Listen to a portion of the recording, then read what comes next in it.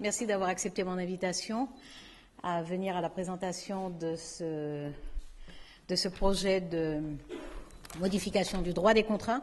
Vous savez que le droit des contrats et le régime général des obligations est dans notre Code civil depuis 1804, que depuis, une ou deux choses ont changé un peu, quelques lois l'ont modifié, mais un peu dans le désordre et dans l'improvisation, et surtout une jurisprudence abondante est venue compléter ce qui manque dans ces articles du Code civil qui correspondaient évidemment à la logique et au fondement des échanges de l'époque qui ont quand même singulièrement changé depuis plus de 2 siècles.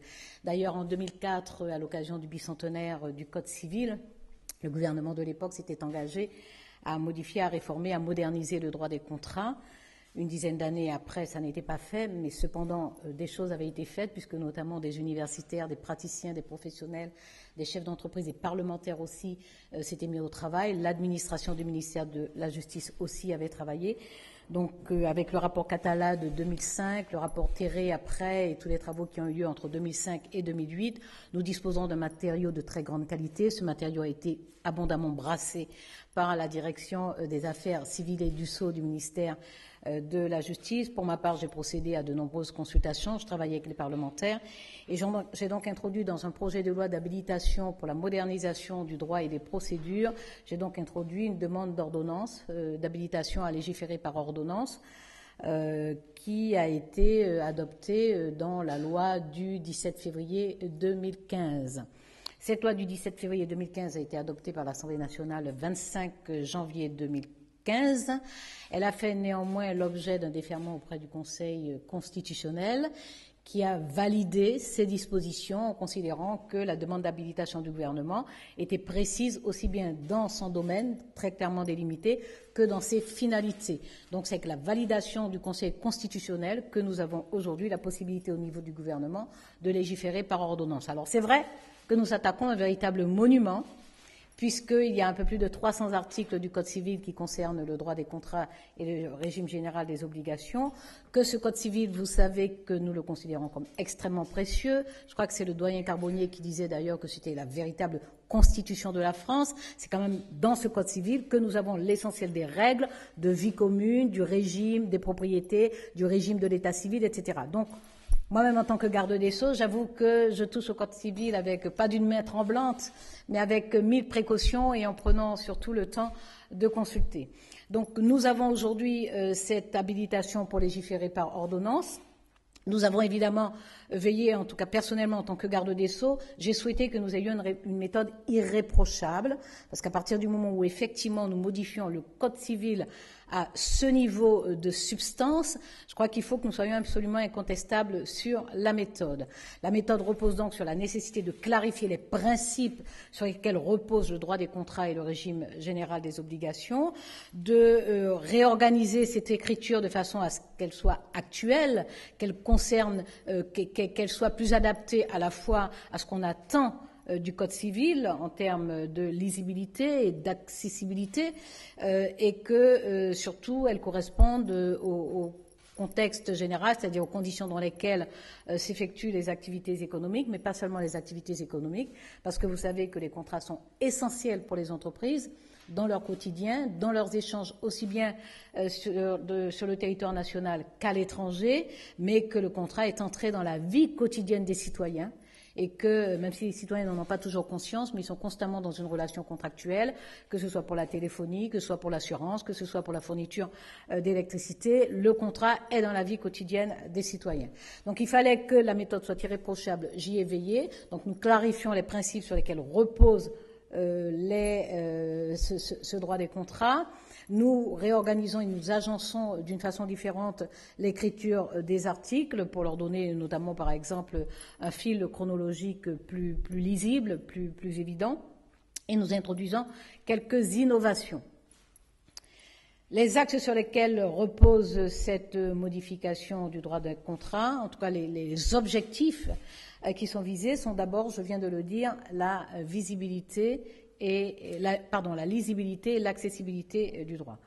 Aujourd'hui, tel que le Code civil est à notre disposition, il ne permet pas une lisibilité suffisante pour que chacun sache ce qu'il risque À quoi il s'engage, il le sait à peu près. Mais ce qu'il risque, la lecture du Code civil ne permet pas de le savoir de façon claire et facile. Alors évidemment, je disais tout à l'heure qu'il y a une jurisprudence abondante et que la jurisprudence a répondu à de nombreux litiges, à de nombreux conflits, à de nombreuses situations. Donc il y a de nombreuses réponses, mais le propre même de la jurisprudence, c'est qu'elle est fluctuante, c'est qu'elle peut être éventuellement contradictoire, c'est qu'elle est là, elle est profuse en plus. Donc la jurisprudence ne peut pas être la réponse, et notamment pour des personnes qui ne disposent pas de conseils juridiques, de batteries de spécialistes capables de rendre les choses intelligibles.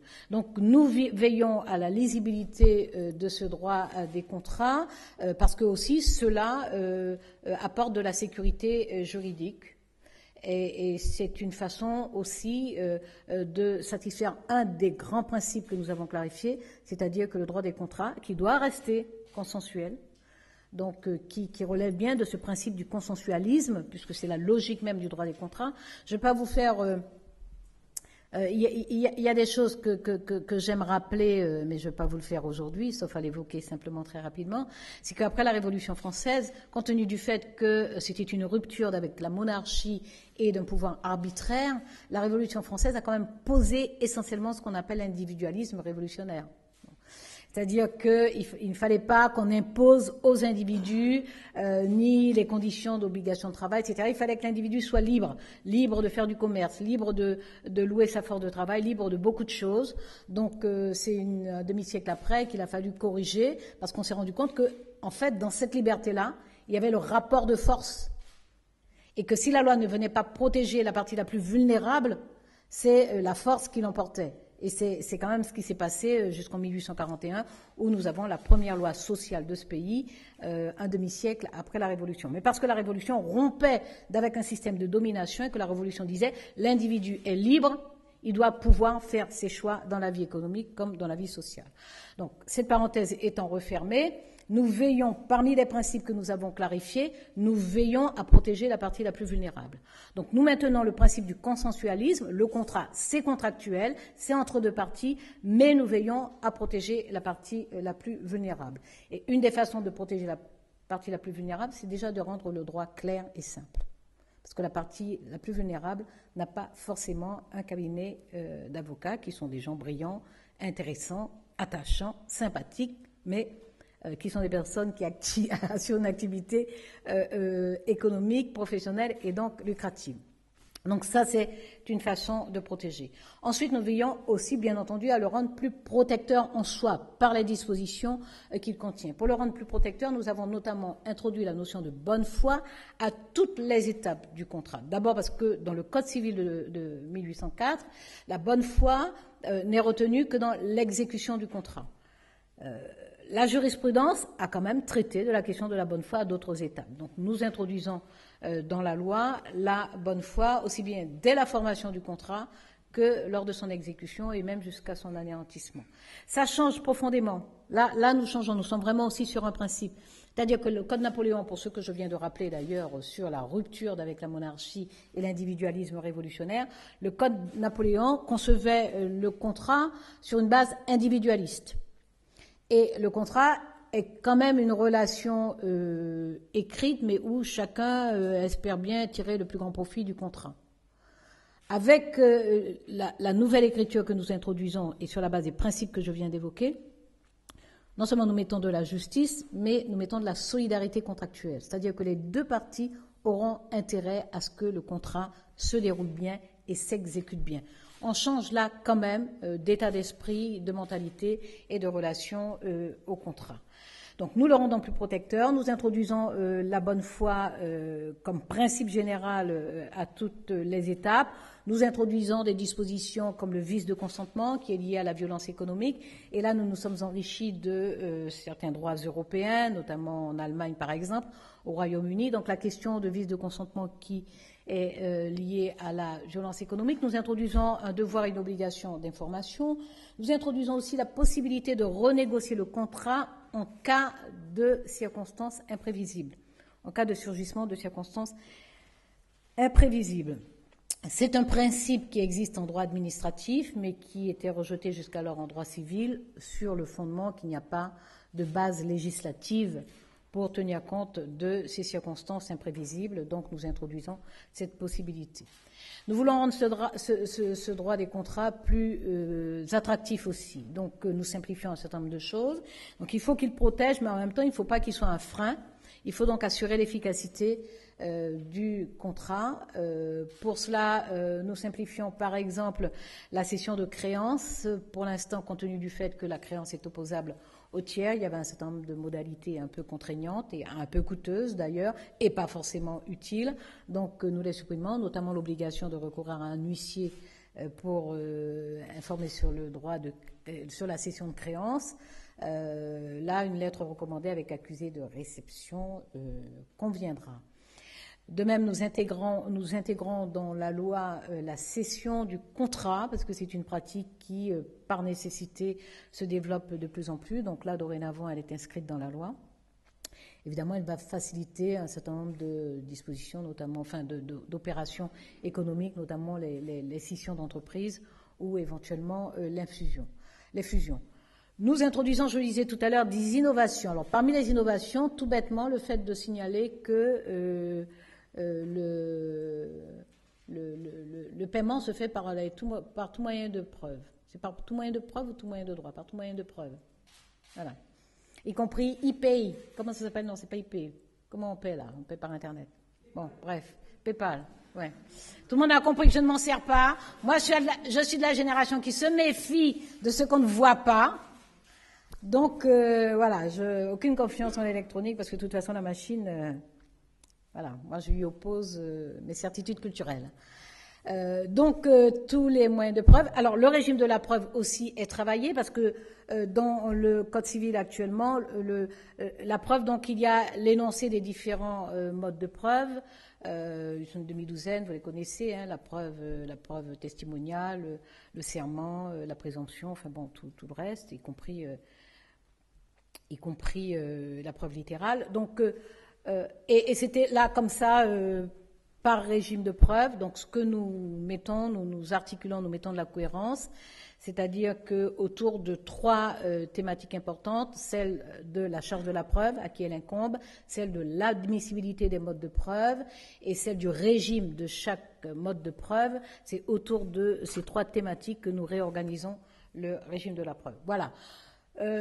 Donc voilà pour l'essentiel. Les étapes suivantes, puisque je viens de vous dire que c'est dans la loi, donc nous procédons à une concertation qui commence là. Donc aujourd'hui, c'est le lancement de cette concertation, puisque je vais présenter une communication au Conseil des ministres aujourd'hui. C'est pour ça que je vous invite aujourd'hui. Donc une concertation. Mais je le disais, nous disposons de matériaux de très grande qualité qui a été travaillé par des personnes de très très grande qualité et donc nous avons un avant-projet d'ordonnance qui d'ailleurs sera sur le site du ministère à partir d'aujourd'hui, donc après vous, il sera sur le site du ministère et cette concertation me permettra de présenter dans quelques semaines le projet d'ordonnance devant le Conseil des ministres. Non plus la communication, mais le projet d'ordonnance devant le Conseil des ministres. Évidemment, en tant que garde des Sceaux, je suis très, très soucieuse, je répète, de la qualité du Code civil, mais en sachant que notre Code civil est un code qui a beaucoup inspiré. Enfin, vous avez assez voyagé, vous tous, pour savoir que dans de nombreux pays, on vous parle du Code de Napoléon, y compris des pays qui ont fait partie du Commonwealth et qui, parfois, ont une influence anglo-saxonne. Il y a des pays qui ont complètement une common law, comme le Royaume-Uni, mais il y a des pays qui ont un régime mixte, droit continental et common law. Et puis, il y a des pays qui, vraiment, se sont structurellement inspirés du droit français, de la Constitution française, du Code civil français. Sauf que ce code civil qui n'était pas modernisé, qui n'était pas actualisé, a beaucoup perdu de son influence. Il a beaucoup perdu de son influence dans les pays qui s'en étaient inspirés. Il a perdu de son influence en Europe. Il a perdu de son influence dans le monde. Et surtout, des pays qui s'en étaient inspirés, eux, ont modernisé leur code civil depuis quelques années. Je pense au Québec, par exemple, même si je sais bien que c'est une province du Canada. On va pas un problème diplomatique là aujourd'hui. Donc le Québec, mais aussi les Pays-Bas, par exemple, le Portugal, l'Allemagne, ce sont des pays qui, entre 1991 et 2001, ont modifié, modernisé leur code civil.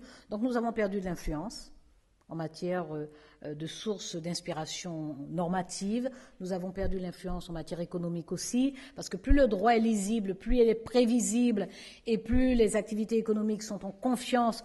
Donc la place économique française reste attractive ou le redevient. C'est ce que nous pensons aussi avoir comme conséquence de cette modernisation du droit des contrats.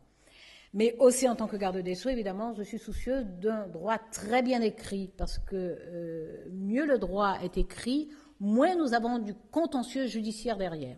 Ou même lorsque nous avons du contentieux judiciaire derrière, c'est un contentieux plus facile à traiter, plus rapide.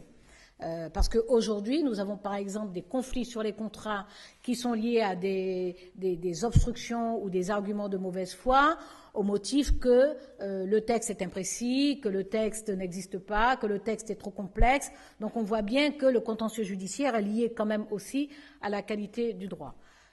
Voilà en substance ce que nous sommes en train de faire. Je le répète, j'ai conscience que nous sommes en train de toucher à un monument.